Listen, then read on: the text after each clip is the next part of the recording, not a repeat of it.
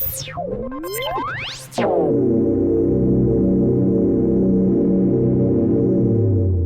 is your weekly report on corruption in the Philippine government. The Sandigan Bayan has sentenced a former barangay chairperson from a town in Leyte province to up to 8 years imprisonment for his part in the illegal demolition of houses in an ejectment case. In its 33-page decision dated February 17, the anti-graft court affirmed the decision of a Tacloban City Regional Trial Court finding former barangay MH Del Pilar Chair Jovito Tupaz of Dulag Town guilty of violating RA 3019, otherwise known as the Anti-Graft and Corrupt Practices Act, and sentenced him to the prison term and perpetual disqualification from public office. Aside from time behind bars, Tupaz was likewise ordered to pay the complainant, Ludgardo Tiaso, 100,000 pesos in damages. A co-accused, former barangay secretary Alexander Arcagara, died in 2021 during the pendency of the case. The complainant claimed that in 1999, as the demolition was being undertaken by a team personally supervised by Tupaz and Kagara, she reminded that 1/3 of the portion of the lot belonged to her, having purchased the same from its owners under a deed of sale 2 years earlier. She even reminded Tupaz that the latter was a signatory in the document. Tupaz however turned a deaf ear and insisted that the demolition was covered by a court order. The demolition was completed by noon along with 3 other houses. A public officer who seriously breaches his or her duty in a blatant and extremely careless manner with conscious indifference to consequences insofar as other persons may be affected is guilty of gross inexcusable negligence under RA 3019. Regardless of whether such breach of duty was done with malicious intent, the Sandigan Bayan said in its decision, a public officer's failure to appreciate the extent of his or her basic power is gross negligence amounting to gross bad faith and manifest partiality, the tribunal said. Anti-narcotics agents have arrested an employee of the Surigao del Norte Provincial Hospital during a buy-bust operation, the Philippine Drug Enforcement Agency in the Caraga region reported on Thursday. PDEA 13 identified the captured suspect during Tuesday's operation as Gary Asuman, 42, of Barangay Badlas in Plaza Town, Surigao del Norte. The arrested suspect is classified as a high-value target, PDEA 13 said in its report, adding that the suspect yielded a plastic sachet containing a gram of shabu with a street value of 10,000 pesos. Charges for violation of Republic Act 9165 or the Comprehensive Dangerous Drugs Act of 2022 was filed against the suspect. A provincial government employee, who was previously assigned as acting municipal treasurer of Isabela Town in Negros Occidental Province has been preventively suspended for 60 days after being charged with administrative offences over the alleged loss of 6.4 million pesos in local funds last month. Ninette Escada, a cashier at the provincial treasurer's office, received Thursday the copies of the memorandum order in the formal charge signed by Governor Eugenio Jose Lacson on February 22. After completing the preliminary investigation on Wednesday, Provincial Legal Officer Alberto Nellis Jr. said his office submitted the report to the governor, who immediately approved the findings and issued the formal charge to Escada. In administrative case number 23002, Escada has been charged with grave misconduct, serious dishonesty, and malversation of public funds. Considering that she is under the provincial government, she is under our jurisdiction. We will handle the administrative case but we will coordinate closely with the municipality of Isabela, Nellis told reporters. Lacson directed Escada to answer the charge in writing, under oath, with the option to submit additional evidence or that of her witnesses within 3 days from receipt thereof, adding that failure to file an answer within the above stated period shall be considered a waiver to submit the same and the case shall be decided based on available records. The formal charge stated that sometime in January, Escada, in the performance and taking advantage of her official and administrative functions, with grave abuse of confidence, and without authority from the municipal mayor or the national government, took and removed municipal funds amounting to approximately 2.6 million pesos in cash and 3.8 million pesos in checks from its usual place of safekeeping at the municipal treasurer's office in Isabela and brought the said funds to her home in Bacolod City. It added that the respondent consented or permitted, through abandonment or negligence to the taking and loss of the above-mentioned municipal funds while it was in her unauthorized possession to the damage and prejudice of the municipality of Isabela, the national government, and public interest. The governor ordered the 60-day prevention suspension of the respondent after the issuance of the formal charge against her. The mayor of Datu Montal in Maguindanao has escaped death in a gun attack along Roxas Boulevard in Pasay City. The ambush attempt happened on Wednesday evening, February 22nd, but the Southern Police District released a report on the incident on Friday, citing information from the Pasay City Police. In the report, police said Mayor Otto Combo Montal sustained a gunshot wound on his hip and left arm following the assault. Based on the account of witness Ronald Combo, Datu Montal town planning officer and companion of the mayor during the attack, they were heading toward Gilpuad Avenue on board a van when two unidentified armed men came closer to their vehicle. It was not clear if the suspects were on foot or were riding a motorcycle. One of the suspects pulled out a gun and fired toward their vehicle. After the incident, the suspects fled away going to Bundia, Pasay City, while the victim was rushed to Hospital NG Manila and later transferred to Asian Hospital, Muntinlupa City, the SPD said in the report. Authorities also said the investigation is still ongoing, including a review of the footage captured through a closed-circuit television installed in the vicinity of the crime scene. This is the latest case in a string of recent attempts on the lives of local officials over the past few days.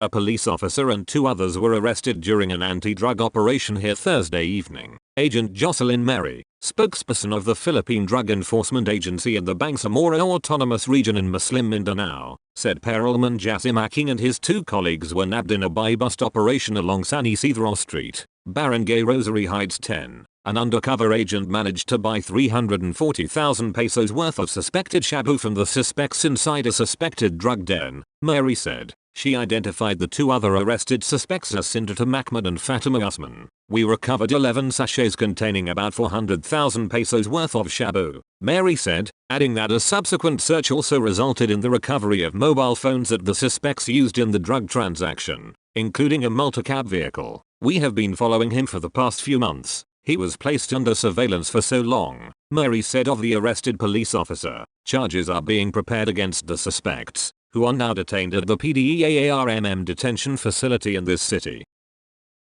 A barangay captain was gunned down on Sunday morning, February 26, in Barangay San Carlos here. Police identified the victim as Vivencio Palo, chairman of Barangay San Carlos. Palo was unloading merchandise for his store at about 5:20 am when an unidentified man appeared and shot him in the presence of his wife. The suspect fled on board a car while the victim was taken to a hospital here where he died. Police have yet to determine the motive for the killing and the identity of the suspect.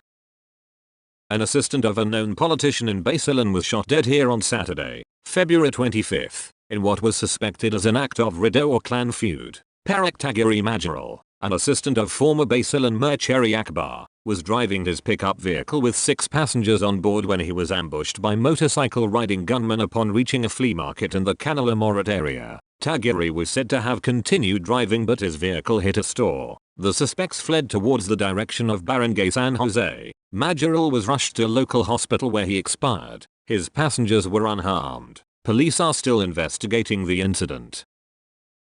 The Department of Transportation, Office for Transportation Security said Monday that it has relieved and suspended personnel involved in a viral video which supposedly showed them stealing from a Thai tourist who was passing through security screening. The OTS said its investigators are now preparing to file criminal complaints against the security personnel and will seek the cooperation of the foreign national. These illegal acts will not be tolerated and we will apply the full force of the law to penalize the perpetrators, it said in a statement. It added the OTS personnel shall not only be dismissed from the service but shall also be put behind bars for their criminal acts that tarnish the reputation and integrity not only of OTS but the entire country in general. Thai national Panayaw Gunlay Aprasit posted last Wednesday a video that has since made rounds on social media which appeared to show security personnel taking cash from the wallet of another Thai tourist, Kidjathabthim, before it went through an X-ray machine at the Ninoy Aquino International Airport. I saw the Philippine officer doing it secretly and took a photo. It turns out that she put the money that she had stolen from a Thai brother to put it in the pocket of a short-haired officer, Gunlay Aprasit said in a Facebook post. He said when they complained about the missing money, the officer told them to contact the central office as there were no CCTV cameras in that area. In another clip also posted on social media, a female security officer is seen apparently returning a total of 20,000 yen or around 8,000 pesos. Senate Public Services Chairperson Grace Poe told reporters that she is enraged and ashamed over the incident, which she said could adversely affect the country's tourism campaign. Poe also shared that one of her staffers also had the same experience at NAIA where they lost an Apple Watch after passing security. They should not just be suspended because their jobs are very sensitive, and it would not set a good precedent if they are only suspended and they get to return to work, she said in a media briefing in Filipino. But she quipped that security personnel at NAIA might be stealing from passengers because they are not paid enough. There is no excuse in committing illegal acts even if you're needy, Poe said. But the reality is if you are sorely lacking because you are not paid right, it is much more enticing to do this nonsense. The Sandigan Bayan has upheld a jail sentence of up to 14 years on the former cashier of the Land Transportation Office, Valenzuela City District Office for malversation involving 3.7 million pesos in collections more than a decade ago. The Anti-Graft Court's 3rd Division affirmed the decision of the Valenzuela Regional Trial Court Branch 75 and dismissed the appeal filed by Merides Lopez. The court finds that the prosecution was able to establish all the elements of the crime of malversation of public funds through the documentary and testimonial evidence on record. The appellant's conviction for the said crime must therefore be sustained. Read the 19-page resolution dated February 27 and published online Tuesday. As acting cashier from December 2008 to the 20th of January 11, Lopez's duties included receiving payments for license fees and depositing the collections to the Land Bank of the Philippines daily. LTO audit analyst Lona de Leon discovered that Lopez incurred a shortage of 3,077,392 pesos from December 2008 to the 20th of December 10. Lopez did not comply with demand letters to produce the missing amount. The Sandigan Bayan has ordered the arraignment of an official of the PITC Pharma Incorporated, now the Philippine Pharma Procurement Incorporated or PPPI, implicated in an anomalous government supply contract for medicines in 2007. The Graft Court's 3rd Division turned down the motions of Jesus Biscocho Cantos, then the PITC Vice President for Logistics and Supply Chain of PITC, for lack of merit and set his arraignment on March 10. Cantos' motion is highly improper considering that this court has already found probable cause in this case when it issued the warrant of arrest against him on November 17, 2022. In fact, accused Cantos has already posted bail for his provisional liberty on December 19, 2022. The tribunal said in its February 27 decision made public Tuesday. Cantos, Chief Operating Officer Teddy Rivera, Vice President for Finance Jacqueline Mendoza, and managers Elvira Aspa and Crisanto Nicolas were charged for allegedly violating Republic Act 3019 or the Anti-Graft and Corrupt Practices Act. Prosecutors claimed Cantos gave unwarranted benefits and advantage to BioLink Pharma, Megan Laboratories and Alfamed Pharma Corporation, which provided branded medicines through direct contracting in violation of the procurement law. The acquired medicines, the prosecutors said, were more expensive by about 19.69 million pesos compared to the generic counterparts, causing undue damage to the government. Police arrested a fellow cop in a drug buy-bust operation Wednesday in Imus City, Cavite. The Police Region 4A reported Thursday that anti-illegal drugs operatives collared patrolman Albert Lorenz Reyes, 34, at 9:50 p.m. after he sold shabu worth 40,000 pesos to an undercover cop in Barangay Malagasang 1F. The suspect, formerly assigned to the Cavite Police Drug Enforcement Unit before being suspended due to an unspecified offense, was found in possession of 20 grams of shabu. The confiscated meth was worth 136,000 pesos. The police also confiscated a .45 pistol loaded with 4 bullets from the suspect. The report did not specify if the firearm has valid government documents. The suspect was detained and is facing criminal charges.